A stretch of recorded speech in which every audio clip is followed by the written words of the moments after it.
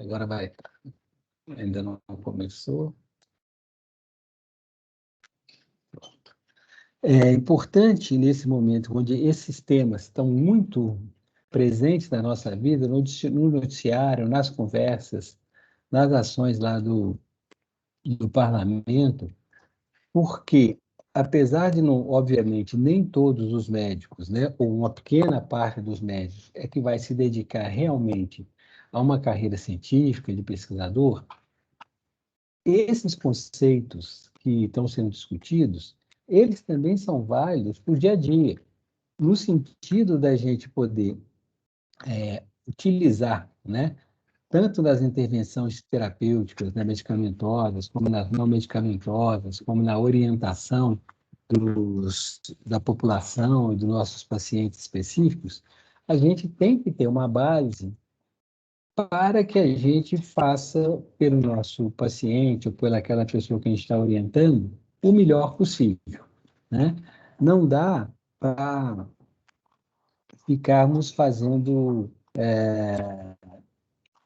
essas orientações, os diagnósticos e as nossas condutas com base apenas na experiência pessoal ou com uma interpretação rasa das evidências que aparecem, né? Isso é fundamental, porque, primeiro, né, o médico, a gente não tem como fazer compromisso com o resultado, né? O médico se compromete com os meios de tratar, o resultado é o resultado, né? Ao nos comprometermos com os meios de tratamento, isso pressupõe que a gente conhece, sabe interpretar aquilo, né? Tem ideia, até onde é possível, de saber como funciona. Na medicina, a gente já usou durante muitas décadas medicamentos que funcionavam empiricamente, mas que a gente nem conhecia o mecanismo de ação deles, né? Mecanismos que foram sendo descobertos muito mais recentemente. Mas havia alguma fundamentação para fazer aquelas condutas ou para fazer aquelas intervenções. Nós vimos, e tem aí no livro, fala desse exemplo, né, do Helicobacter pylori, como isso mudou o tratamento da úlcera péptica, porque durante muito tempo, muitas décadas, séculos, era entendido que se tratava de uma lesão causada pela acidez no, no estômago, né?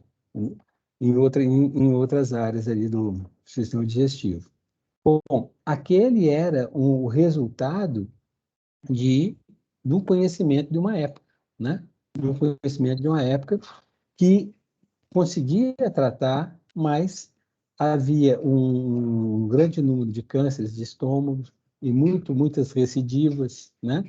E com o conhecimento que se tinha à época, era a melhor alternativa de tratamento que se conhecia. Bom, chegou um momento que aqueles pesquisadores lá australianos, né, eles verificaram a presença de uma bactéria e que viram que aquela bactéria estava associada àquelas lesões, fizeram uma série de estudos, acompanhamentos, né, inclusive vendo a questão da associação com o câncer de estômago, e conseguiram provar essa tese, né, e mudou o tratamento, passou -se a tratar com antibiótico. O que se fazia antes era científico também, né? Que isso é outra coisa muito importante quando a gente discute a ciência, porque ela não é infalível e ela não trata com a verdade. Verdade é um conceito, talvez, para a filosofia, para a religião. A ciência trata com fatos, ela analisa os fatos e, com o conhecimento que se tem naquela época, né, se faz algumas conclusões. Então, ninguém sabia dessa história do Helicobacter pylori. Então, o tratamento que consensualmente se fazia era aquele tratamento cirúrgico, era tratamento de tentar reduzir a acidez estomacal, etc. Quando o novo conhecimento apareceu, e esse conhecimento apareceu num momento onde a gente já tinha um avanço científico em outras áreas, em áreas básicas, que permitiram identificar aquela bactéria, que permitiram cultivar aquela bactéria, né? para poder mudar a situação, como já aconteceu com várias outras doenças, né? Se a gente pegar uma doença que já foi muito mais frequente no Brasil do que é hoje, a estosomose até a década de 70, início da década de 80, ela era sempre considerada as formas graves, porque essas formas graves é que eram conhecidas. Aquelas formas de evolução da estosomose que chegavam a provocar uma varize de esôfago, né, que chegavam a provocar danos no funcionamento do fígado e que eram tratadas em hospital. Aquela época também, os tratamentos disponíveis eram muito tóxicos. Então, os tratamentos eram feitos em regime hospitalar, porque o remédio que tratava a estosomose tinha muitos efeitos adversos sobre os pacientes, né? E por que tratava? Porque era o único medicamento que tinha. Na década de 80, mais no final da década de 80, no início, começaram a fazer muitos trabalhos de campo sobre estosomose, indo ver estosomose na comunidade, e não ver só estosomose que chega no hospital.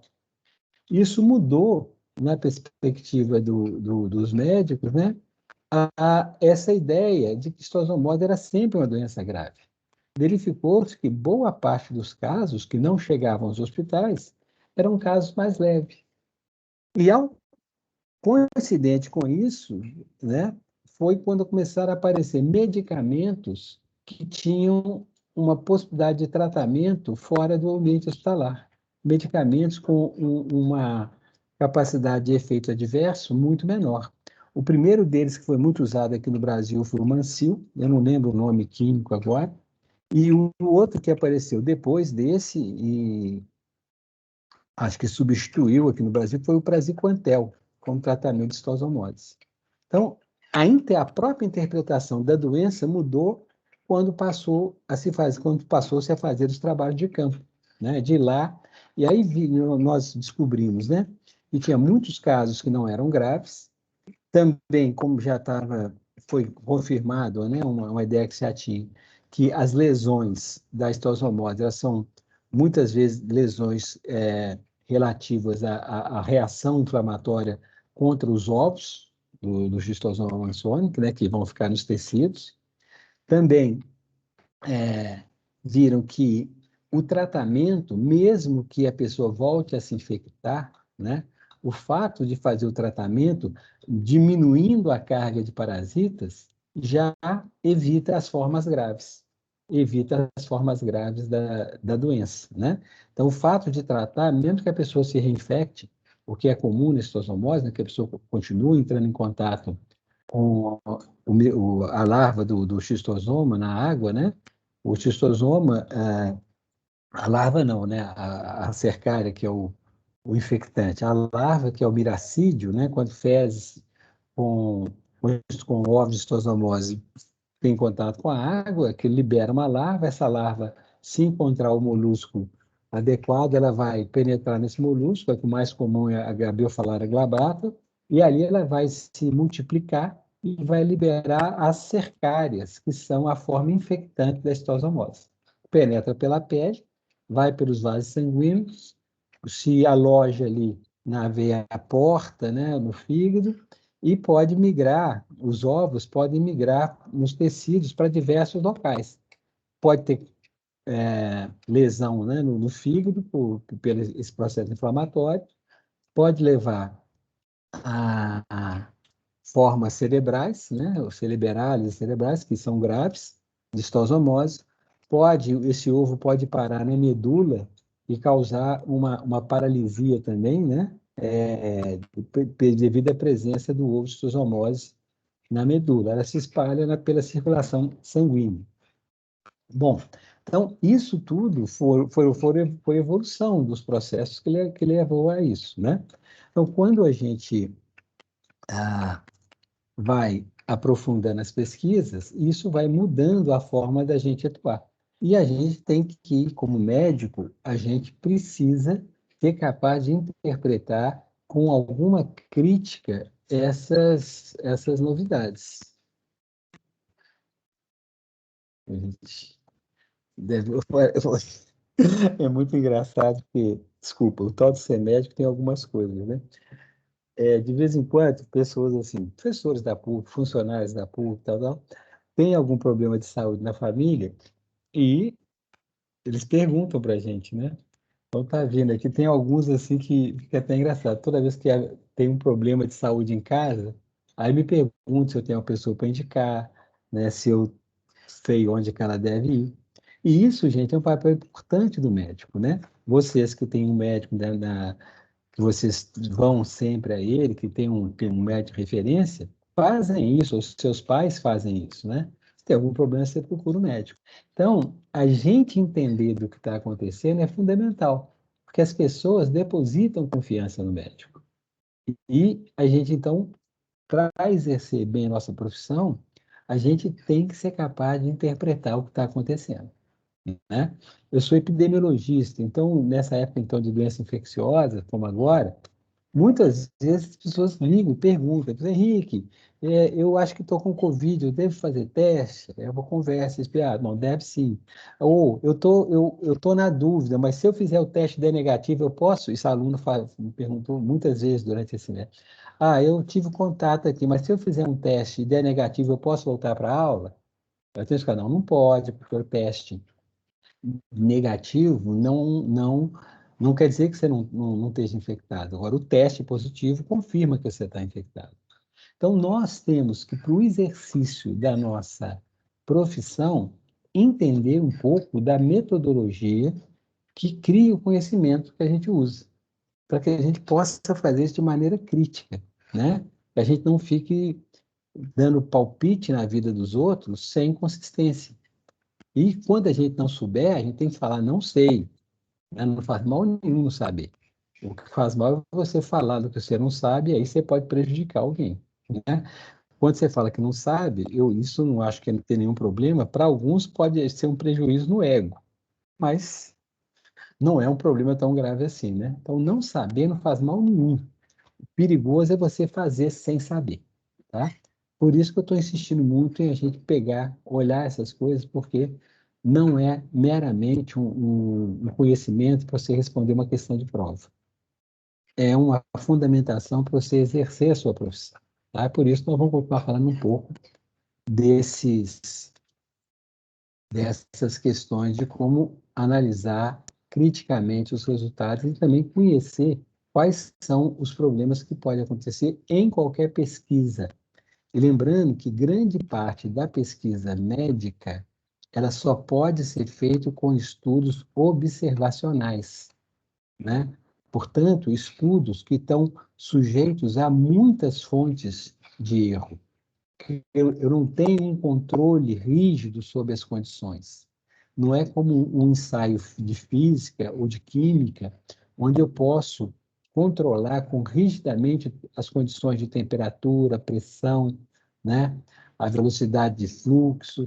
Não, eu trabalho muitas vezes em situações onde tem N possibilidades de influência nos resultados, e eu tenho que, olhando para todas aquelas possibilidades, tentar separar o que realmente foi causador da doença, né? Ou o que realmente é, ajudou a controlar ou a melhorar a doença para poder ver os resultados. Quando eu estou fazendo um estudo terapêutico, eu ainda posso ter a possibilidade de um ensaio clínico randomizado, duplo cego, e reduz muito a possibilidade de intervenção de outras variáveis. Mas quando eu estou identificando fatores de risco, e a identificação desses fatores de risco é fundamental para que a gente possa também saber como tratar, como diagnosticar e como orientar, eu estou mexendo com uma área muito mais nebulosa, que são dos estudos observacionais, onde várias variáveis conhecidas e desconhecidas podem estar intervindo no resultado. E aí eu tenho que ter mais cuidado ainda. Da mesma forma como nós vimos lá no início desse período, quando nós começamos a trabalhar a questão dos testes diagnósticos, né? Nós vimos também que teste diagnóstico não tem teste diagnóstico com 100% de acerto, né? Nós trabalhamos o tempo todo com probabilidades. e vamos testando essas probabilidades, vamos vendo como é que elas agem em conjunto, e com isso conseguindo fazer os diagnósticos e fazer os tratamentos de forma adequada, né? Então, essa é a característica da nossa profissão. Vivemos de informações incompletas, algumas desconhecidas e passíveis de influências de outras variáveis que a gente pode nem conhecer. Portanto, o cuidado que a gente tem que ter é muito grande. Portanto, conhecer as metodologias é fundamental, senão a gente pode fazer muita bobagem na vida. Tá? Bom, então, nós vimos aqueles critérios de causalidade, né? E hoje eu quero conversar um pouco com vocês, que é daquele capítulo 15 lá, que é um pouco sobre vieses e confundimentos. São os fatores que podem influenciar. Deixa eu só voltar aqui. Influenciar o, as nossas ações, né, e os resultados das pesquisas, dos estudos, que a gente precisa saber como interpretar sempre, tá? Bom, depois eu vou recolocar esses slides para vocês, que eu acrescentei algumas coisas aqui, tá? Foi coisa que nós já vimos, né? Falando, né, dos diferentes tipos de estudo, como é que eles vão evoluindo ali numa escala que me dá cada vez mais segurança sobre o conhecimento que é gerado, né? Vai desde a observação clínica ali na cabeceira do doente, né, até o ensaio clínico randomizado. E cada um deles com a sua importância. Vimos a questão de associação, não é por si só, não define a causalidade, né? Eu posso ter uma associação estatística que não é causal. Nós vimos vários exemplos disso aqui. Vimos os diferentes tipos de estudo, o que eu posso falar a partir de cada um deles, né? Então, os desenhos de estudo que permitem ou não, né, identificar a causalidade, algumas possibilidades aí de problemas que aparecem, né? E aqueles critérios de causalidade que a gente viu, né? Vimos os tipos de relações de causalidade também, né? Direta, indireta, as causas necessárias, mas não suficientes, as suficientes, mas não necessárias, as não suficientes e não necessárias, como é que elas, né, são colocadas. Vimos alguns critérios, uma lista de critérios, né, de causalidade, passando aqui pelo modelo do Royston também, né, que fala das componentes necessários, né, porque ele chama de componente causal, né, que tem uma causa necessária e outras causas que vão ajudar a levar à doença, né? Bom, nós vimos, né, a complexidade das doenças degenerativas, onde uma coisa que é causa, uma doença pode ser causada por diferentes combinações de fatores, ou ainda situações onde uma situação é causa no momento, depois ela pode ser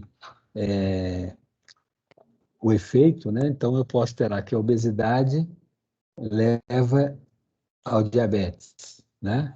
Então aí a obesidade é causa. Depois eu posso ter uma outra que diz que a alimentação e a falta de atividade física são as causas da obesidade, né? Então, em todas essas situações. Bom, e hoje então nós vamos falar um pouquinho disso, sobre vieses e confundimentos, porque todas, muitos desses estudos que nós vimos aqui, né? Então, esse aqui, por exemplo, né?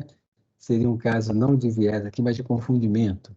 Eu estou vendo aqui que a população de mães que fumam tem o peso ao nascer menor do que das mães que não fumam, mas eu posso pensar, isso se deve ao fato dela fumar ou a alguma outra variável, né?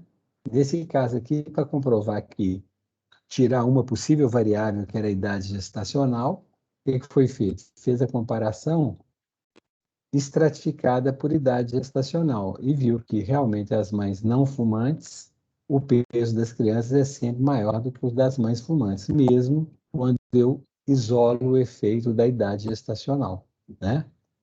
Bom, então vamos aqui. Então, o que a gente chama de viés? Tá? Viés é qualquer erro sistemático no delineamento, condução ou análise de um estudo que resulta em estimativas equivocadas do efeito de determinada exposição sobre o risco de doença. Tá? Deixa eu abrir umas notas aqui, com licença.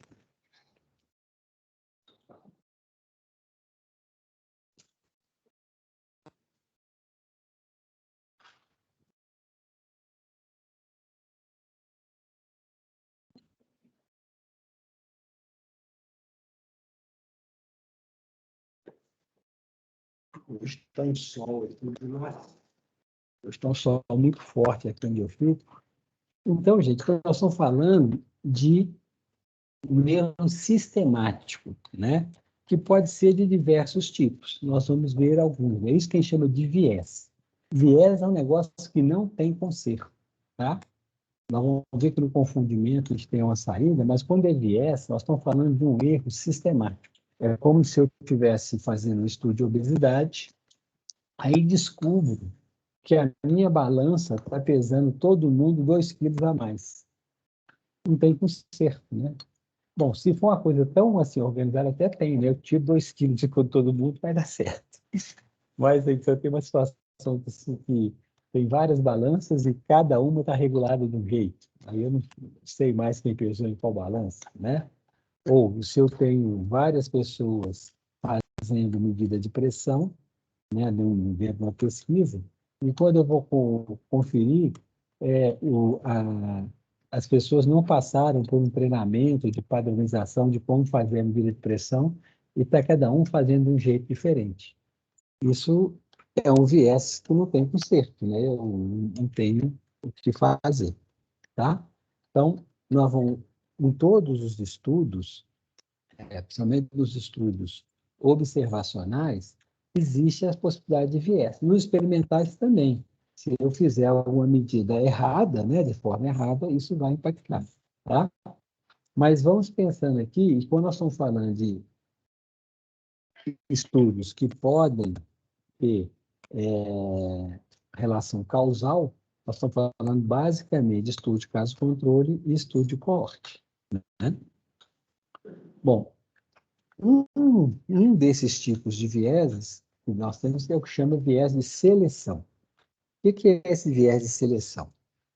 Então, o conceito seria esse. Se a maneira pela qual casos e controles, no caso de um estudo caso-controle, ou indivíduos expostos e não expostos, no caso do estudo de coorte, forem selecionados de tal modo que seja observada uma associação aparente, mesmo que na realidade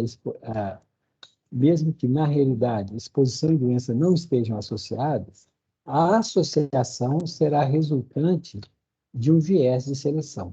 Ou seja, a forma como eu seleciono os participantes do estudo pode trazer um viés, tá? Isso aí pode se dar de diversas formas. Nós vamos ver algumas das possibilidades aqui agora. Então, aqui, ó, o viés de seleção, por exemplo, é o não resposta, o viés de não resposta. Imagina o seguinte, eu estou fazendo uma pesquisa, estou tentando verificar se hábitos de vida, né, relacionados à doença cardiovascular, e então eu vou entrevistar as pessoas, né, eu selecionei lá a minha amostra para poder fazer o estudo, né, calculei uma amostra, né, escolhi lá as pessoas que eu vou conversar, tá? E uma parte dessas pessoas que estavam programadas de responder a minha pesquisa, né, que foram, então, a minha população de estudo, né, aquela que eu estou efetivamente medindo as coisas nela, uma parte desse grupo não responde, tá? Então, uma parte desse grupo não responde o questionário ou não permite, né, fazer o exame ou coisa assim, tá? Então, esse viés de não resposta é uma forma de viés de seleção que resulta da não resposta dos potenciais sujeitos no estudo. Eu estou fazendo um estudo com estudantes de medicina da PUC Minas, tá?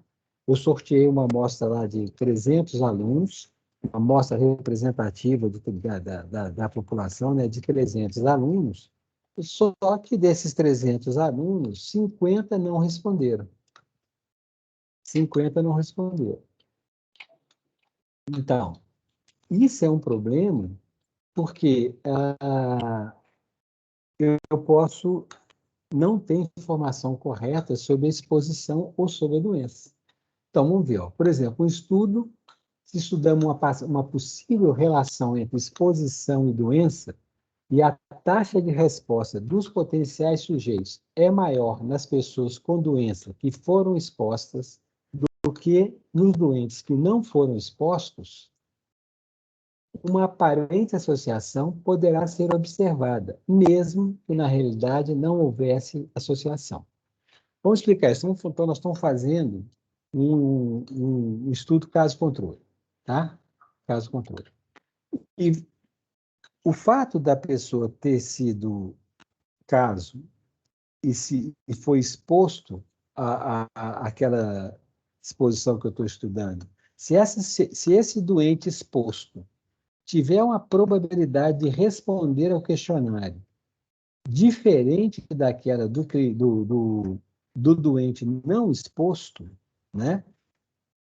Do doente não exposto, eu vou ter uma diferença aí, né? Na minha informação. E acontece que nos estudos, aquelas pessoas que não respondem, elas diferem das pessoas que respondem numa série de características sociais, físicas, uma série de características que elas são diferentes. Então, o não respondente, ele tem características diferentes daqueles que respondem. Então, essas perdas, né? Essas perdas de resposta dentro de um estudo, ela pode ser associada à exposição. Então, em geral, pessoas que não respondem um estudo quase sempre diferem daquelas que o fazem, né, que respondem, em relação às muitas características demográficas, socioculturais, de estilo de vida e de características médicas. Tá? Vai desde... Por que a gente, assim, quando faz uma pesquisa, quase a melhor forma de fazer é se eu tiver uma amostra representativa da população. Muitas vezes isso não é possível, né? Então, quando a gente faz, por exemplo, pesquisa com voluntários, onde aquelas pessoas que querem vão lá e participam, eu não fiz uma amostra inicial e fui tentar falar com as pessoas, quem quiser me responde. Isso, muitas vezes, as pessoas que participam desses estudos voluntariamente são pessoas que são mais preocupadas com a saúde, tem já são antes mesmo né, de qualquer coisa, ela já tem essa característica de ser mais cuidadosa com a saúde e assim por diante, né? Então isso pode enviesar essa pesquisa, porque essas pessoas não representam, ou pelo menos não representam a população. E quando eu tenho esse tipo de diferença, as perdas de resposta podem trazer um viés para o estudo, né? Isso, a perda de resposta é uma coisa muito difícil de ser tratada, né? Então, o único jeito que a gente tem de evitar esse viés pela perda é tentar perder muito pouco, né? Se você faz um estudo que tem uma perda muito grande, aquele estudo, o resultado dele pode ser questionável. Por quê? Ele não obteve muitas respostas que podiam mudar completamente o resultado do estudo. Quando a gente faz uma amostra para fazer um estudo, né, Porque se a gente for ficando só aqueles que responderam, simplesmente esquecer o resto, nós estamos enviesando a nossa pesquisa, porque se essa não resposta está associada com a doença que eu estou estudando, né, isso vai fazer com que o meu resultado não reflita a realidade. Vai ser um resultado enviesado. Bom, uma das saídas que a gente tem, por exemplo, se eu calculei uma amostra, minha amostra é de 400 pessoas, tá? O que eu posso fazer para tentar evitar esse impacto das perdas? Eu já sorteio na minha amostra um número um pouco maior de pessoas, né? Também, mesma forma de sorteio aleatório. Por quê? Eu precisava de 400, mas eu vou falar com 480, tá? Eu vou tentar falar com 480. Por que que isso, como é que isso vai me ajudar? Bom, com isso, eu vou ter uma margem de 20% de pessoas que também foram, que não entraram porque não foram voluntariamente, foram sorteadas também, né? O que eu vou tentar, então, que essas que eu vou substituir, pode ser de qualquer tipo de pessoa, não é de um tipo específico. Então, pode ser da mesma população de que eu estou estudando, né? Aí, aquelas perdas, como eu já tenho uma substituição que é feita por sorteio também, eu vou reduzir o impacto das perdas, tá? Essa é uma coisa, uma tentativa que a gente faz para evitar, ao invés de eu só ficar com aqueles que não quiseram vir, eu simplesmente esquecer deles, eu tento substituir por uma outra pessoa também sorteada, tá? Isso é uma forma de tentar diminuir um pouco o impacto. Mas também, né, mesmo nesses novos sorteados, pode acontecer também alguma coisa desse tipo, né? O ideal que seria, por exemplo, eu só tenho uma pessoa entrou, eu pego outra, mas eu tenho que ter um número que não pode ser muito grande, porque senão, né, eu vou continuar tendo uma perda muito grande, né? Então, uma das formas que a gente tem para melhorar esse processo é isso. Então, se você pega um estudo observacional e fala da população, mas não descreve as perdas, isso aí tem alguma coisa errada. Por quê? As perdas podem influenciar o resultado. Se o pesquisador não mostra, né, as perdas dele, fala, olha, minha amostra era de 300 pessoas, eu só consegui conversar com 280, né, e ainda é necessário, né, você também poder ter alguma informação sobre esses indivíduos que foram perdidos. Então, sempre que possível, a gente tenta ter alguma informação sobre as pessoas que não participaram. Pelo menos informações básicas de idade, de sexo, de escolaridade. Por quê? Eu posso fazer uma comparação da turma que não participou com a turma que participou. Então, se eu vejo que os não participantes, os não respondentes, não tem diferença na idade, não tem diferença no sexo, não tem diferença na escolaridade, né? Em algumas variáveis, e me ajuda, né? Me dá uma certa segurança de falar que aquelas perdas não impactaram o meu resultado. Porque nas características conhecidas dos indivíduos, eu sei que os que não participaram não eram muito diferentes dos que participaram. Então, eu posso considerar que aquele estudo não está enviesado, tá? Então, se você vai ler um artigo, se é um artigo de um estudo observacional, é muito importante prestar atenção se os autores falam, né, explicitamente sobre a questão das perdas e de qual foi o tamanho dessas perdas e qual seria o impacto possível dessas perdas sobre o resultado. E lembrando, gente, estudo observacional é a única ferramenta que nós temos para identificar fatores de risco, né? Para intervenções terapêuticas, intervenções preventivas ou propedêuticas, eu posso fazer estudos controlados. para identificar fatores nocivos à saúde, eu não posso fazer estudos experimentais. Eu tenho só os estudos observacionais como ferramenta para tentar identificar isso. E é crucial identificar essas causas, esses fatores de risco, né?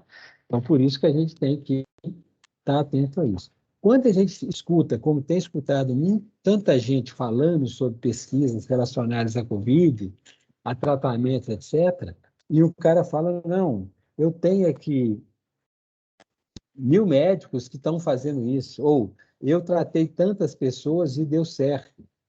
Esse deu certo pode ser pelo que você fez ou apesar do que você fez. Então, para eu dizer que uma coisa é causa da outra, eu tenho que seguir uma metodologia adequada para isso. Não pode simplesmente observar diretamente um conjunto de pessoas, né, sem verificar os fatores de confusão, os possíveis vieses, né, sem tentar demonstrar aquelas condições que nos levam a falar de causalidade, né? Então, opinião não basta, né? Opinião não basta. É aquela história, se 1.000 pessoas falarem que a Terra é plana, isso não muda o formato da Terra, né? Da mesma forma, quando Galileu Galilei, lá, né, na Idade Média, foi obrigado pela Igreja Católica a negar que a Terra girava em torno do Sol, e ele negou para não morrer, né?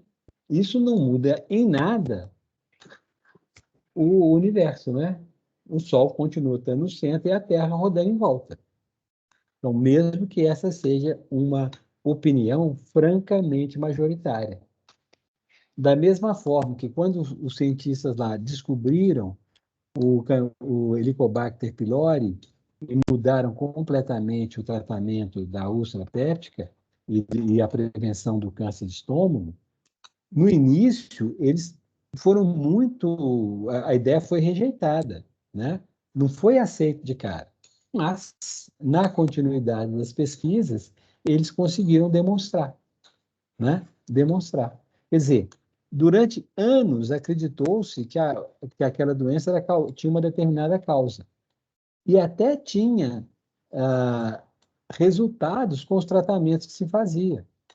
Tinha algum resultado, né? O que também reforçava que aquilo era a causa. Quando os caras comprovam que não é a causa, não era a acidez, é a bactéria, eles mudam completamente o tratamento, mudam completamente a intervenção, mudam completamente a evolução da doença. Quando cientificamente eles conseguiram demonstrar, eles fizeram um grande benefício para a humanidade inteira, né? Mas eles tiveram que provar, eles tiveram que demonstrar aquilo, porque também as ideias, mesmo quando elas não estão certas, elas chegaram até aquele momento com base numa ciência, né? Quando o Einstein, com a teoria da relatividade, superou a física newtoniana, não quer dizer que estava tudo errado. Quer dizer que ele não negou o que acontecia. Só que ele conseguiu dar uma explicação mais ampla para aquilo que já acontecia e explicar coisas que a teoria anterior não conseguia explicar. Uhum. E assim também acontece na medicina. Às vezes há mudanças que até aquele ponto as coisas eram feitas de um jeito e tinham resultado, e que depois descobriu-se que na verdade não era aquilo, era uma outra coisa, e deu um resultado muito melhor, né? Mas isso as pessoas tiveram que comprovar cientificamente. Não basta opinião, não basta opinião. Então, mesmo quando você está certo, você tem que conseguir mostrar que está certo. E, às vezes, mesmo demonstrando, não vai ser imediatamente aceito, né? Como a gente tem na história, se vocês voltarem lá no primeiro capítulo do Gortz, estudarem lá a história do Samuel Weiss, né? Da febre puerperal, que matava uma quantidade enorme de parturientes, né? Mesmo ele tendo demonstrado empiricamente que a lavagem das mãos mudava a taxa de mortalidade, aquilo que ele demonstrou não foi aceito. Ele foi depois, né, alijado do trabalho na maternidade. As taxas de mortalidade cresceram de novo e anos depois é que foram ser novamente aceitas e hoje a gente continua mantendo essa questão da asepsia como uma coisa fundamental na cirurgia, né? Bom, a gente, então, conhecer esses possíveis vieses, saber que eles acontecem, é importante para a gente avaliar o que a gente está lendo ou o que a gente está fazendo, tá? Então, essa aqui nós estamos falando do viés de não resposta, né? O problema é que, muitas vezes, né, os estudos não têm nenhuma informação sobre os não respondentes. Eles só têm sobre quem respondeu. Então, dessa forma, você não pode, né, comparar quem respondeu e quem não respondeu. A perda, a não resposta pode induzir a vieses muito sérios, né, e difíceis de ser avaliados. Então, o que é recomendado? Que se mantenha um mínimo possível de não respostas, né? Quanto menor a não resposta, mais seguro é o resultado do meu estudo. E sempre que possível, os não respondentes devem ser descritos a partir de algumas variáveis que ele tem. Por exemplo, sexo, idade, local de moradia, profissão, o que você souber, né? O que você puder saber dos não respondentes, para poder comparar nessas outras variáveis o grupo que não respondeu com o grupo que respondeu. Porque se houver uma grande diferença entre esses dois grupos em algumas situações, falar grande diferença não está adequado, né? Se houver uma diferença estatisticamente significante entre o grupo que respondeu e o grupo que não respondeu, isso pode impactar os meus resultados.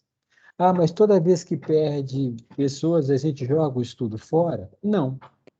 A gente publica, mas, ou tenta publicar, mas deixando claro o que aconteceu.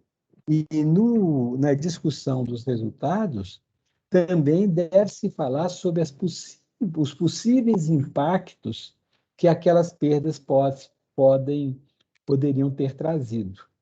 Tem uma forma que às vezes a gente usa quando você tem perdas, né, que não são muito grandes, mas você pode tentar ver o seguinte, ó, se todos os que eu perdi, né, eu posso tentar fazer, ó, se todo mundo que não me respondeu fosse doente e exposto, qual seria o resultado do meu estudo? E depois faça ao contrário. Se todos que não responderam fossem não doentes e não expostos, qual seria o resultado do meu estudo? É uma forma também de eu ver se aquelas pessoas que eu não tive a resposta dela, se elas estivessem totalmente de um lado ou de outro, qual seria o impacto sobre os resultados que eu obtive ali, né? Para saber, é uma forma que eu entendo de ver o quão impactante é aquela, ou poderia ser aquela perda de participante, tá? Então, essa aí é uma coisa importante para a gente, ao fazer um estudo, pensar, e também uma coisa importante de quando a gente lê um artigo ou vê né, o que está publicado no livro, a gente tem que ter essa crítica também para poder pensar nisso, né? Então, se eu não levo isso em conta, eu posso interpretar de forma errada o estudo pelo esse viés, né? Esse viés de seleção, que é o viés de não resposta, que é um tipo de viés de seleção, tá? Uma coisa importante, gente, muitos estudos, eles são feitos a partir de uma amostra da população, tá? Então, o viés de seleção é um erro sistemático, né, na seleção de um ou mais grupos em estudo e podem ter impacto principal na validade interna do estudo e na legitimidade das conclusões. Então, o que eu estou falando? Se eu tenho um viés de seleção, se na hora de selecionar casos expostos, ou né, a exposição e depois encontrar os casos, se eu tenho um viés nisso, isso pode impactar muito os meus resultados. Mas, como é muitas vezes, isso aqui eu copiei o texto do livro, tá? A necessidade quase universal que surge no delineamento e implementação de qualquer estudo em selecionar uma população a ser estudada a partir de uma população de referência maior não, não deve ser confundida com viés de seleção. Então, quando eu estou fazendo uma amostra a partir de uma população, uma amostra representativa a partir de uma população, né? Claro que naquela minha amostra eu posso ter algumas diferenças com relação à população geral, tá? Isso pode impactar a validade externa do estudo, ou seja, a validade para as pessoas que não participaram do estudo. A minha amostra pode não representar perfeitamente a população, mas se o fato de ser uma amostra não me leva a uma perda da validade interna, ou seja, dentro daquele grupo que eu estou estudando, daquela amostra que eu estou estudando, né,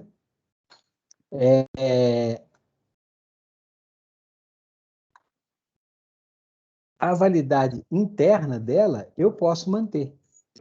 Pode ser que ela não represente a população que eu não estudei, que a amostra não seja representativa da população.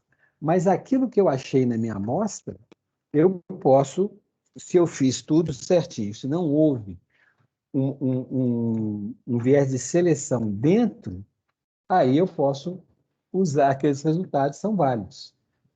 A validade interna está preservada, né? Se você pegar, por exemplo, os estudos de vacina que nós fizemos, né, no Brasil, no mundo inteiro, esse estudo de vacina ele não contemplou menores de 18 anos e não contemplou gestantes, não é isso? Portanto, aqueles resultados que foram encontrados de segurança e de eficácia, eles não podiam ser extrapolados para a população menor de 18 anos, nem para as gestantes. Mas para aquele grupo que foi efetivamente estudado, né, acima de 18 anos e tirando as gestantes, aquelas resultados de eficácia e segurança podiam ser utilizados. Tá? Então, porque a minha amostra não representava a população inteira, mas aquela parte representada, então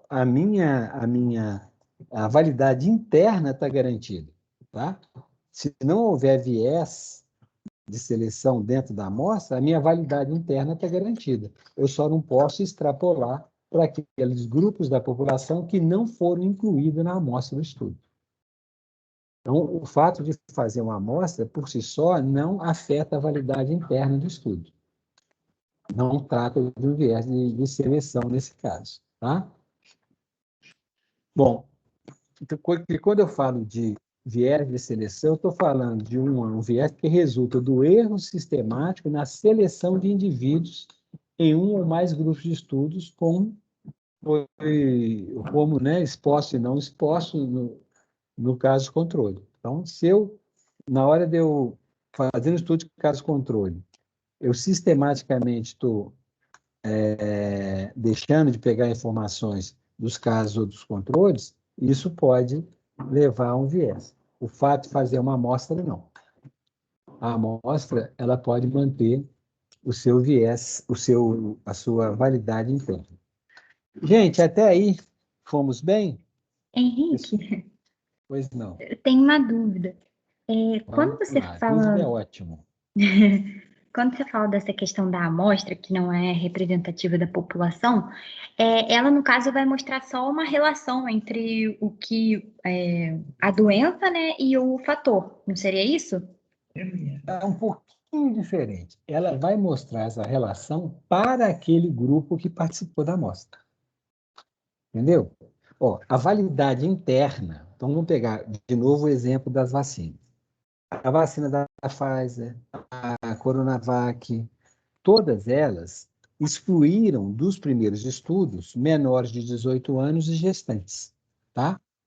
E trabalharam com uma amostra do restante da população. Se essa amostra for colhida corretamente, né? Então, essa amostra, ela não pode ser extrapolada os resultados para aqueles outros indivíduos que não participaram da amostragem. No caso aí, gestantes e menores de 18 anos. Então, essa amostra não representa a população total, tá? Mas aquele pedaço que está ali dentro, ali daqueles que participaram com aquelas para aqueles eu posso confiar nos resultados. Porque essa amostra, por si só, ela não produziu um viés. Ela só não está representando a população inteira.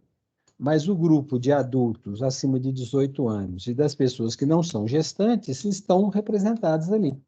Daí eu poder extrapolar o que eu achei na amostra enquanto taxa de eficácia, por exemplo, né? Lembrando o que é eficácia, todo mundo lembra, né?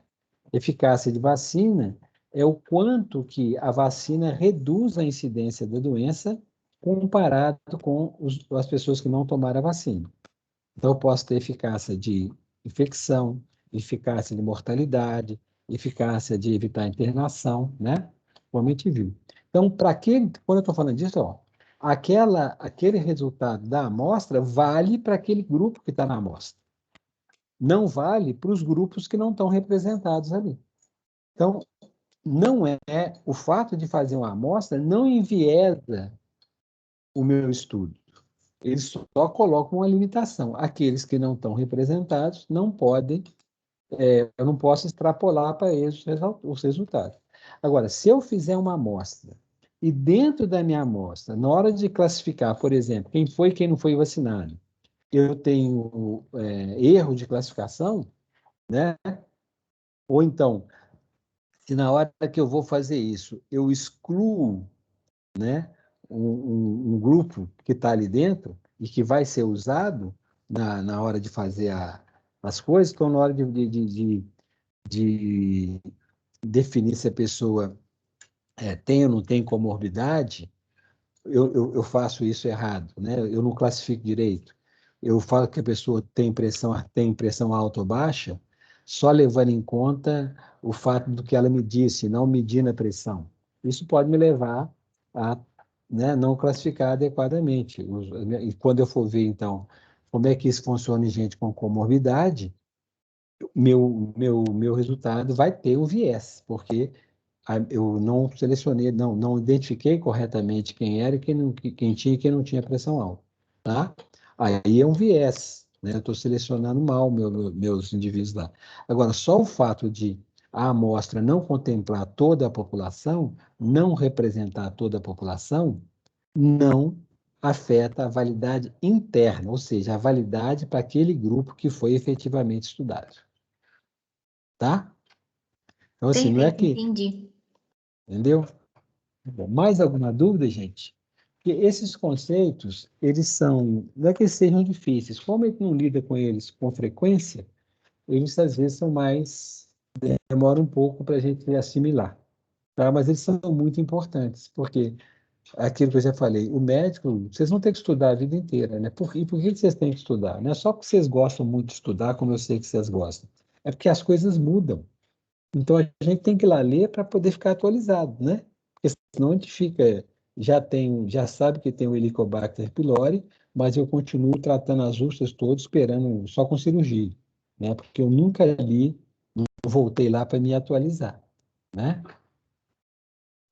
Da mesma forma que tinha uma época que toda vez que uma criança tinha diarreia e desidratava, o tratamento era hidratação venosa. né? Hidratação venosa é o que a gente fazia. Até que alguém mostrou que a hidratação oral funcionava muito bem e com muito menos risco, né, de infecção, sem necessidade de hospitalização, mudou completamente o tratamento da desidratação infantil, né? Em vez de internar e colocar soro na veia, a gente às vezes nem interna, só os casos realmente graves é que vão ser internados e faz a reidratação com o soro caseiro. Aí funciona muito bem. Mas isso é uma verdade que começou ali já depois da década de 80, né? Ou na década de 80 ainda, tá? Mais alguma questão, gente? Se não, vou mandar mais um pouquinho. Tá, nós falamos aí do viés de seleção, né? Tem um exemplo desse viés de seleção, foi uma série de estudos, está no livro, tá, gente? Vocês lembram, é exatamente o exemplo do livro, que estudava a associação do uso de reserpina, né, com câncer de câncer de mama e uso de reserpina, tá? Esse aqui é um estudo caso controle pareado, né? Pareado por 1 a 1. Então, se vocês, quem não lembrar disso, está lá no livro, tem que olhar lá como é que é o cálculo do odds ratio no caso controle pareado, né? Então, que para cada controle eu tenho para cada caso eu tenho um controle específico. Então, nesse caso, o odds ratio é feito só comparando esses dois aqui, ó.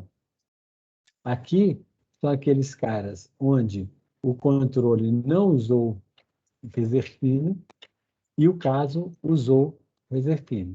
E aqui são os casos onde o, o caso não usou reserpina, então isso aqui, esses 23 pares aqui, cada número aqui é número de pares, tá? Aqui são 45 pares e aqui são 23 pares. E aqui são aqueles onde o controle usou reserpina e o caso não usou reserpina. E eu faço o meu odds ratio dividindo este por esse, tá? Então, aqui deu um odds ratio de 1,96. O que aconteceu nesse estudo aqui? Nesse estudo, a seleção dos controles teve um viés. O que eles fizeram? Uma série de diagnósticos, né, de doenças que eram normalmente tratadas com reserpina foram retirados dos controles.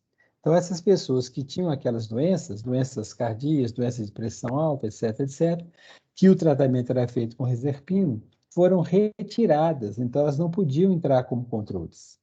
O que acontece, então, nesse caso? O viés que foi identificado foi esse, um viés de seleção. Como os controles não representavam a exposição à reserpina das pessoas que não tinham câncer de mama, né? Houve ali uma retirada da reserpina de forma artificial, né? De forma que os controles não tinham o mesmo nível de exposição à reserpina que a população sem câncer tinha. Aí, esse resultado que está aqui, ele tem esse viés, né? Ele tem esse viés. Porque os meus controles, a seleção dos controles, enviesou o estudo. Porque todas as doenças que eram tratadas com reserpinas foram critério de exclusão para os controles. Então, como naquele caso, não é que as pessoas que têm câncer usam mais reserpinas, é que os controles foram escolhidos exatamente porque eles não tinham doenças que teria que usar reserpina. Então, essa menor presença de reserpina entre os controles, né, entre os controles, a menor presença de reserpina entre os controles foi provocada artificialmente pelo viés de seleção, tá? Então, esse estudo, eles citam lá no livro, foram 3 estudos publicados mais ou menos no mesmo ano, né? E que eles pegaram esse aí para exemplificar o viés de seleção, tá? Então, esse tem lá no livro, né? Eu falei, ó, na seleção dos controles, os autores excluíram mulheres com as seguintes cirurgias: colestectomia. Ah, os casos, gente, eram identificados entre mulheres que fizeram cirurgia de câncer de mama, tá?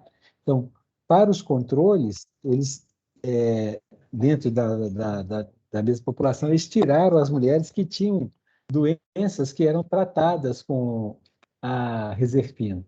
Então, eles tiraram colecistectomia, que é tirar a vesícula biliar, né? Tireoidectomia, que é, né, para tratar doenças da tireoide, doenças renais, cirurgias cardíacas, simpatectomias, transplantes vasculares, etc. Então, todas essas causas de cirurgia que se referiam a doenças que podiam ser tratadas com reserpina, né? Os autores eles ficaram preocupados de ter reserpina demais ali e não conseguirem achar. Só que a solução que eles deram provocou um viés, então invalidou os resultados deles também, tá? Então, como nessa época a reserpina era usada para tratar essas doenças, eles excluíram as pessoas que tiveram essa cirurgia dos controles. E aí acabaram achando uma diferença, não porque o câncer tivesse associado à reserpina, é porque os controles, né, tinham motivos para não usar a reserpina. Um outro tipo de viés, né, é o viés de informação. Ele pode ocorrer quando os meios de obtenção de informações sobre os sujeitos que estão sendo, dos sujeitos do estudo são inadequados. A forma como eu consigo a informação é inadequada, né? Como resultado, algumas informações obtidas em relação às exposições e ou às doenças estão incorretas. Essas incorreções, ah, nos métodos de obtenção de dados podem, algumas vezes, nos levar a classificar erroneamente indivíduos e dessa forma, induzir a um viés de erro de classificação. Por exemplo, gente, se na hora que eu vou escolher casos e controles, eu uso um critério inadequado, então eu vou pegar gente que, na verdade, era controle, eu vou colocar como caso, e posso fazer o contrário também. Gente que era caso, aparecer como controle. Mesma coisa, se a gente estiver pensando em estudo em caso controle, né? Isso pode acontecer também com a exposição. Eu posso não identificar corretamente a exposição. E aí eu posso fazer com que pessoas não expostas sejam classificadas como expostas e o contrário também, né? Esse tipo de viés, esse tipo de erro, né, sistemático, ele pode acontecer de duas maneiras. Uma é a diferencial e a não diferencial. Tá? Então, no erro de classificação diferencial, as taxas de erro de classificação, a taxa de erros de classificação é diferente entre os grupos estudados. Então, eu posso, pegando lá casos e controles, né? Eu posso errar mais na exposição entre os casos do que entre os controles, tá? Então, nesse caso, um viés de erro de classificação pode levar tanto a uma aparente associação, mesmo que ela realmente não exista, como também pode levar a uma aparente falta de associação quando ela existe. Então, vamos pensar o seguinte, gente. Na hora que eu vou classificar os controles, eu classifico muitos controles como se fossem casos, tá? Como se fossem casos. Então, eu estou pondo gente que não tem a doença como se fossem casos. Então, quer dizer, naquela minha população de que eu chamo de casos, tem um tanto de gente que, na verdade, não tem a doença. O que isso pode fazer? Fazer com que a exposição que eu estou estudando, ela até seja real, né? A associação seja real, mas como eu classifiquei errado os casos, coloquei muita gente não doente no grupo de doente, eu posso não identificar essa associação, né? Posso não identificar essa associação, porque no meio dos meus doentes, tem muitos não doentes. Não doentes que usam menos do que não era exposto. Então, eu vou achar que não tem associação quando ela existe, né? Da mesma forma, se eu puser um tanto de... Se eu inverter isso, eu posso também achar uma associação que não existe. Então, ó, se eu tenho um erro de classificação que é não diferencial, eu posso tanto mostrar uma associação que não existe, como eu posso deixar de mostrar uma associação que existe. Tá? Então, se eu pus muito não doente junto lá com os doentes, eu vou acabar mostrando que não tem associação, né? Não tem associação, quando na verdade teria. Então, quando o meu erro ele é diferencial, posso ir para um lado ou para o outro. A outra forma que tem de, né, de fazer, de ocorrer, né? Então, quando o erro de classificação é não diferencial, né, resulta do grau de inexatidão que caracteriza como as informações são obtidas de qualquer grupo de estudo, expostos, não expostos ou casos de controle. Dessa maneira, o erro de classificação está sendo relacionado ao nível de exposição ou ao status de casos ou controles, sendo apenas um problema inerente ao método de coletividades. O efeito usual desse tipo de erro é diluir as associações. Então, imagina o seguinte, gente, quando eu classifico um doente como não doente, tá? Um doente como não doente, coloco ele como controle, ou quando eu classifico um controle como doente, os dois movimentos vão fazer com que a associação que existia seja diluída, né? Porque se no meio dos doentes tem um tanto de gente que não é doente, se existisse associação entre a exposição e a doença, como eu tenho muitos não doentes ali no meio, né? Ali no meio, vou ter um punhado de gente que eu estou tratando como sendo doente, mas a classificação está errada, e que não é exposta ao fator de risco. Por quê? O, o, ele não é doente mesmo, né? Se a associação existe, então o não doente vai ter menos exposição. Da mesma forma, quando eu coloco doentes entre os não doentes, eu também vou diminuir a associação. Por quê? Eu vou colocar mais gente doente como exposto, e essas pessoas vão ter uma maior exposição. Então, ele vai ficar também mais parecido com o doente exposto. Então, quando eu tenho o erro de classificação não diferencial, a tendência é que eu dilua, que eu enfraqueça a associação. Enfraqueça a associação. Então, pode ter uma associação, mas eu não vou conseguir mostrar devido a esse erro de informação que leva à classificação errada, né? Ou da exposição ou da doença, tá? Então, todas as vezes que todos os estudos estão sujeitos a viés, né? Por isso que cabe ao pesquisador, né? Por que todo estudo ele tem que mostrar a metodologia? Porque é ali que você tem condição de ver quais eram os possíveis vieses ou confundimentos que podem ter naquele estudo. Se a gente só lê o resumo, né, que fala muito brevemente sobre o estudo, e depois lê o resultado até sai lá no resumo, sai alguma coisa, né? A gente não tem como avaliar a qualidade do estudo. E mesmo se a gente não entende a metodologia que foi usada, muitas vezes a gente não entende os resultados direito também. A gente não sabe como é que chegou aqui. Então, conhecer a método. Por que toda publicação tem lá uma seção de métodos? Porque é ali que o leitor vai poder definir se aquilo ali foi bem feito ou não foi. Ah, mas você sabe, mas nem todo mundo que vai ler o artigo tem uma formação científica.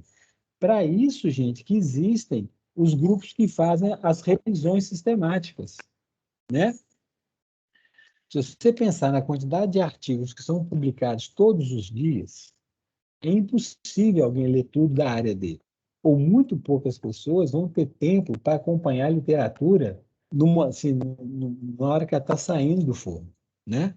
Só quem trabalha numa área bem específica, que vai pegar alguns artigos todos os dias para ler e tal, tal. Então, por isso que as revisões sistemáticas são importantes, né?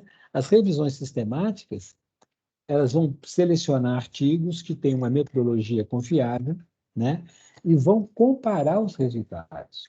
Então, muitas vezes, é muito melhor, se você não é um especialista naquela área, você ler uma boa revisão sistemática do que tentar ler todos os artigos, né? A Cochrane e outras instituições fazem essas revisões, né? As revisões são publicadas e são uma fonte importante de atualização. Você tem outros métodos, como como é que chama, gente? Eu esqueci o nome do trem, eu lembro.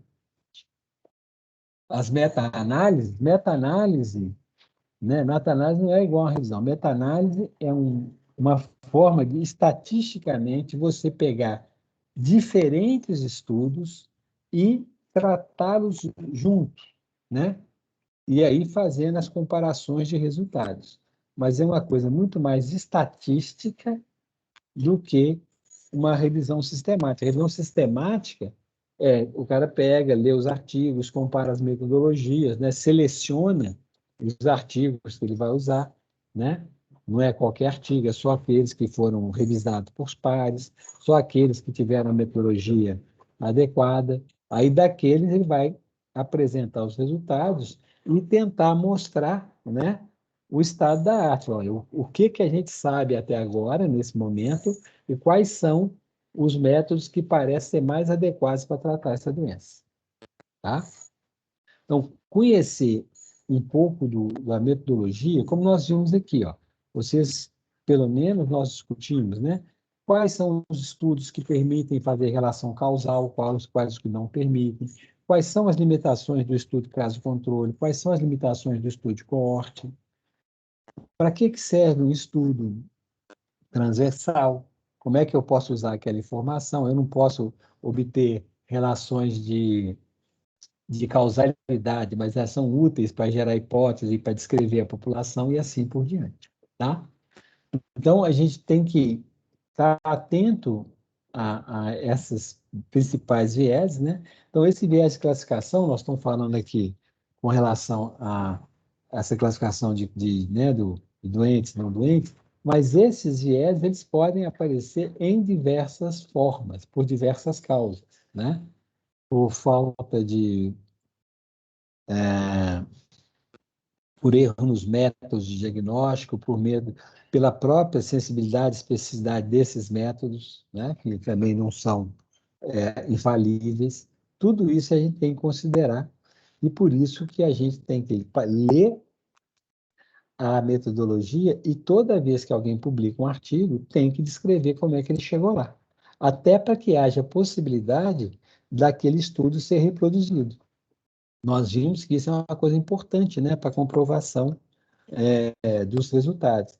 E como a gente só pode estudar fator de risco com estudo observacional, essa repetição dos estudos é ainda mais importante, que é isso que vai consolidar aquele achado, né? Uma vez que eu não tenho como, uma vez que esses resultados podem sofrer viés, eu tenho que repeti-los várias vezes em populações diferentes para consolidar aquela ideia de que aquele fator realmente é um fator de risco, né? E junto com isso, os estudos também mais que vão mostrar a plausibilidade biológica daquela relação, né? Então, gente, ó, nesses viés de informação, a gente pode ter viés da obtenção de informações de prontuário. Por quê? O prontuário pode estar incompleto, né? Os métodos diagnósticos mudam ao longo do tempo. Então, se eu pego um prontuário de 10 anos atrás, aquela doença que eu estou querendo estudar, ela era diagnosticada de um jeito, hoje ela é diagnosticada de outro, tá? E isso pode enviesar os meus resultados, porque a minha intervenção, a minha informação, né, ela não está adequada. Na entrevista, então, quando a gente usa entrevistas ou questionários para poder obter informações com estudo, a gente tem que tomar todo cuidado, porque o entrevistador pode induzir a resposta, né? Então, tem que tomar muito cuidado para não induzir a resposta. As respostas têm que ser claras, as diferentes alternativas têm que ser excludentes de outras, né? Então, a entrevista, a forma de coletar a entrevista, a entrevista é muito importante o fato da indução da resposta. Se o entrevistador não for bem treinado, ele pode induzir a resposta, né? Aí você não pode ser nem muito próximo, nem muito distante. Você não pode fazer com que o entrevistado ache que você tem uma resposta que você gostaria de ouvir. Ele pode ser, você foi muito simpática com ele, aí ele vai querer te dar aquela resposta que te agrada, em vez da resposta que é verdadeira, né? Pode, pela própria história da pessoa, né? E vocês vão ver no livro, ele faz comentários sobre isso, né? Que pela educação, pelas convicções pessoais, pela religiosidade, as pessoas podem reportar menos determinados temas, né? Então, ela não fala, mesmo que aquilo aconteceu, a pessoa prefere não falar. Então, isso tudo tem que estar considerado, né, que pode acontecer o viés de informação. O viés de entrevista com terceiros. Por exemplo, você está fazendo um estudo com crianças muito pequenas, quem vai te dar informação são os pais ou as pessoas que cuidam da criança, né? A criança mesmo não consegue te dar essa informação, e isso pode trazer um viés. Ou também, quando a gente está trabalhando com pacientes muito graves, ou com pacientes muito idosos, pacientes que já têm um nível de demência, você busca informações com o cuidador ou com o parente mais próximo, porque ele mesmo não dá, não pode fazer. O que a gente chama, né, entrevista com terceiros, e nos textos vem muitas vezes o termo em inglês proxy, né? Aquele que representa aquela situação. O viés de diagnóstico, se o diagnóstico tem algum problema, pode acontecer, pode estar associado aí à sensibilidade, especificidade dos testes, dos métodos diagnósticos que eu uso. Viés de memória tem sempre uma coisa hipotética, né, que sempre aparece para exemplificar esse viés de memória, é aquela ideia de que uma mãe que teve um filho com malformação congênita vai ter muito mais detalhes sobre a gestação e sobre o parto do que aquela mãe que não teve, porque aquela mãe que teve o filho com malformação congênita, ela tentou revisar várias vezes para tentar arrumar uma explicação para aquilo, um motivo para aquilo, né? Então, ela pode ter memórias de coisas muito mais detalhadas, de coisas que aconteceram muito rapidamente, que a outra que não teve que ficar pensando nisso né, muitas e muitas vezes, não vai valorizar, tá? E o viés de relato, que é a mesma coisa, né? Quando alguém te relata alguma coisa, pode faltar ou pode sobrar alguma informação, e isso pode, então, causar um, um viés de informação que vai perturbar os resultados do estudo. Gente, quando a gente fala disso tudo, assim, dá para evitar todos? Não, mas nós temos que saber que eles existem, vamos fazer o melhor possível para evitá-los, né? E vamos discutir isso no texto que for publicado, no trabalho que for publicado. Os impactos que poderia ter, como é que você fez para contornar esses impactos, por que que você acha por que que você pode argumentar que não, o resultado não se deveu a nenhum desses vieses, né? para a gente poder fazer o processo inteiro. Gente, isso aí vai dar para a gente entender que tomar uma decisão em medicina, assim, em termos de produção do conhecimento, não é um negócio que se faz sem um método muito rigoroso. Não dá para confiar na minha experiência pessoal sem controle. Não é porque muita gente faz igual que aquilo está certo, né? Isso não serve como argumento científico. O argumento científico ele tem que ser metodologicamente fundamentado, né? E mesmo assim não quer dizer que a gente sempre acerta, muito mais pelo contrário. Mas quando a gente erra com método, a gente ainda pode aprender com aquilo. Quando a gente erra sem método, aquilo é só um erro. Ninguém aprende com isso. Quando eu consigo voltar nos meus passos, ver tudo que eu fiz e identificar onde é que eu errei, eu posso, né, começar a fazer melhor. Quando eu não faço isso, quando eu não tenho um método quando eu não sigo o método científico, eu vou batendo cabeça. Às vezes dá certo, às vezes não dá. E eu não consigo explicar por quê. Bom, por último, gente, vamos falar um pouquinho sobre confundimento, tá? Situação de confundimento é aquela que a gente já viu, né? Onde eu tenho uma associação, por exemplo, essa aqui, né? Aumento do consumo de café com aumento do risco de câncer de pâncreas, mas que, na verdade, o que acontece é que uma terceira variável, né? Uma terceira variável que não é causada pelo o fato da pessoa tomar café. Então, o tabagista... Silvio, eu estou terminando a aula, eu te ligo, tá? Tudo bem. Silvio, eu estou em aula, eu te ligo daqui um pouquinho, tá bom? Terminando aqui. Tá bom. Vamos lá. Então, essa situação, né, que nós vamos ver a questão de confundimento. Essa associação que existe, ela é estatisticamente significante, mas só que ela está sendo mediada por uma outra condição que realmente é que causa isso aqui.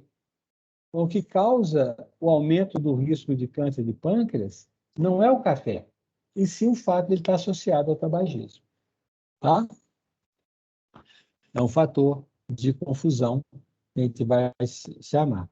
É um fator que não depende desse aqui e que está associado à doença. Ele está associado com esse e com esse. Mas esse aqui não é causado pelo cigarro. Tá? Bom, então vamos ver esse exemplo aqui. Oi, pode falar.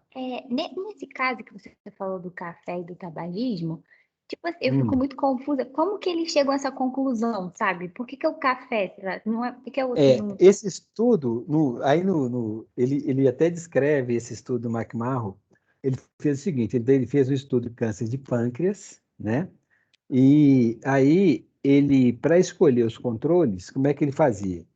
O médico que ele identificou o paciente com câncer de pâncreas, ele pedia a esse médico para indicar um outro paciente que, que ele tratou e que não tinha câncer de pâncreas, para ser o controle, tá? O que que aconteceu? Por que que esse viés aconteceu? Porque o médico que mais interna paciente com câncer de pâncreas, pelo menos nesse hospital que ele estava lá nos Estados Unidos, são os gastroenterologistas, né? E os outros pacientes deles também tinham problemas gastroenterológicos. E esses problemas gastroenterológicos, muitas vezes, levavam, né, esses outros problemas gastroenterológicos, levavam a uma orientação médica de reduzir o consumo de café. Tá? Então, esse viés, ele acabou surgindo por isso. Por que que ele achou a relação entre o café e o câncer de pâncreas? Porque os controles que ele usou eram pessoas que tomavam muito menos café do que a população geral. Então, apareceu, pelo tipo de controle que ele usou, uma associação de as pessoas com câncer de pâncreas tomavam muito mais café do que os que não tinham câncer de pâncreas. Mas não era o fato que essa turma que tinha câncer de pâncreas, o que acontecia é que eles também, nesse caso aqui, né, é que eles fumavam mais. Né? Nesse aqui, foi por isso que eles fumavam mais e fumante toma mais café. Tá? O outro estudo que está lá descrito, que fala disso também, onde o café virou a causa, mas foi por isso, porque os controles tomavam menos café do que a população geral. Aí apareceu uma associação entre a quantidade de café e o câncer de pâncreas. Não porque quem tomava mais café tinha maior risco de ter câncer de pâncreas, mas sim porque os controles escolhidos eram pessoas que não podiam tomar café por problemas médicos. Tá? E foi isso. Aqui nesse exemplo, ele está falando que a real causa é que a grande maioria dos tabagistas tomam café. E o tabaco, sim, esse sim está associado ao câncer de pâncreas, né? Então, a associação verdadeira é entre câncer de pâncreas e tabagismo. Mas como existe uma associação também entre tabagismo e tomar café, se eu não prestar atenção nisso, eu posso achar que a relação é entre o café e o câncer de pâncreas. Vão aquele nosso exemplo de sempre. Se tem as pessoas que têm cabelo branco morrem mais do que as pessoas que não têm cabelo branco. Isso não quer dizer que se eu pintar o cabelo de preto eu vou morrer menos, porque a causa não é a cor do cabelo, é que o cabelo branqueia à medida que as pessoas ficam mais velhas. Então, é a idade que aumenta o risco de morrer, não a cor do cabelo. Oi? Alguém falou aí, gente? Foi sim. Alguém falou alguma coisa, mas acho que algum microfone é aberto. Ok? Entendeu a diferença? Por que o café pode aparecer nessa situação? Né? Entendi. Então, tá. Então, aqui, ó, isso aqui está mostrando uma situação hipotética, né? Então, aqui eu tenho uma situação hipotética onde eu tenho aqui expostos e não expostos, casos e controles, tá? Eu tenho 100 casos e 100 controles. Eu tenho aqui, nos casos, né? Eu tenho 30 expostos e 70 não expostos. No controle, eu tenho 18 expostos e 82 não expostos. Ó, vamos ver um pouco mais sobre essa situação. Então, nessa primeira situação aqui, ó, não sei se vocês vão conseguir ler, que a letra está pequenininha, aqui eu encontrei um odds ratio de 1,95. Tá? Esse é o exemplo do livro. Depois vocês vão olharem lá, vocês vão ver exatamente esse exemplo lá. Esse aqui, ó, então eu encontrei um odds ratio de 1,95. Mas olhando melhor essa turma, eu estou vendo o seguinte, ó. Ixi, aqui, não. Quando eu fiz o teste, né? Aquele que está lá, eu encontrei aqui esse resultado. Agora, se eu pegasse e visse aqui em termos de idade das pessoas, né? O que eu estou vendo aqui, ó?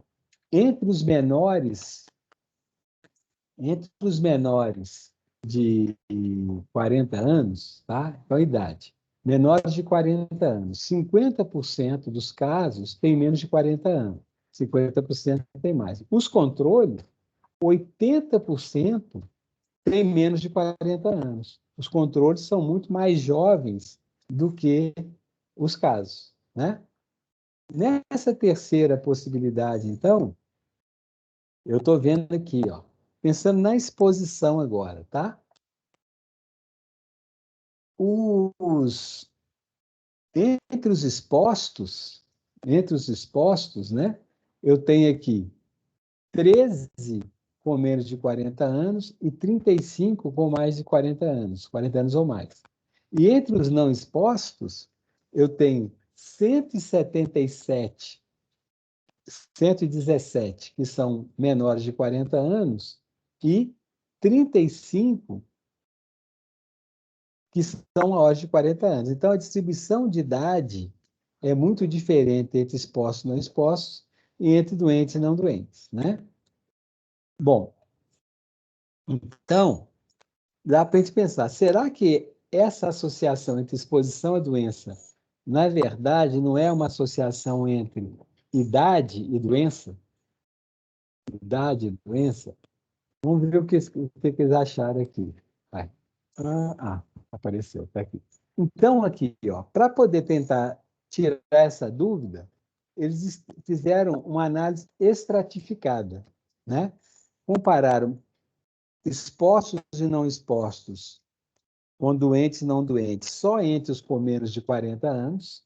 Então, aqui agora, eu tenho aqui entre os casos, né?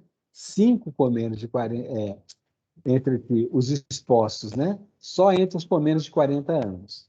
Eu tenho aqui os casos 5 expostos e 45 não expostos, e controles 8,72.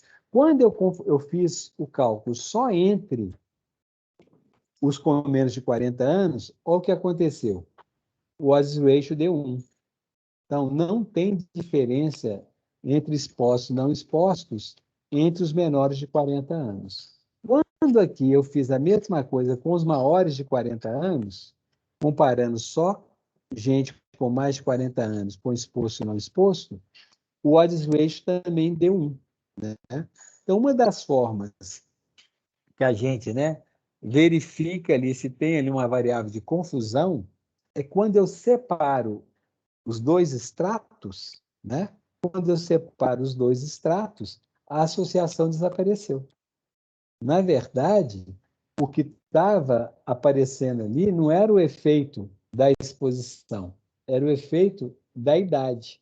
A verdadeira causa era a idade. A população era mais velha, uma pessoa era mais velha do que a outra. Quando eu comparei só dentro da mesma faixa etária, eu tirei aquela variável de confusão e aí eu mostrei que não tem associação.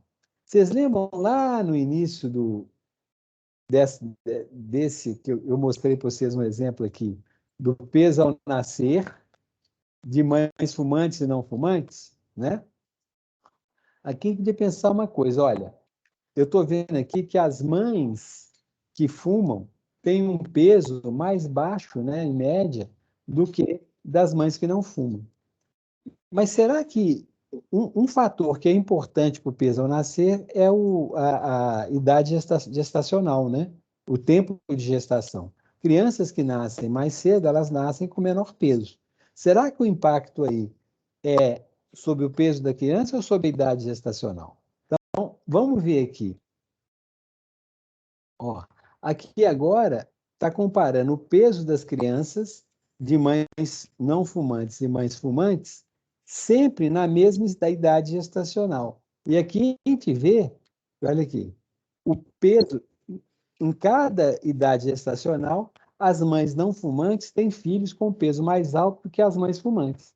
Então, isso aqui mostra que não era um confundimento. Realmente, o cigarro, independentemente da idade gestacional, reduz o peso ao nascer, né? Eu fiz aqui também uma comparação estratificada, né? Eu estou comparando crianças com 36 semanas de gestação com crianças de 36 semanas. E assim, cada idade gestacional, eu vejo que o peso da criança de mães que não fumam tem uma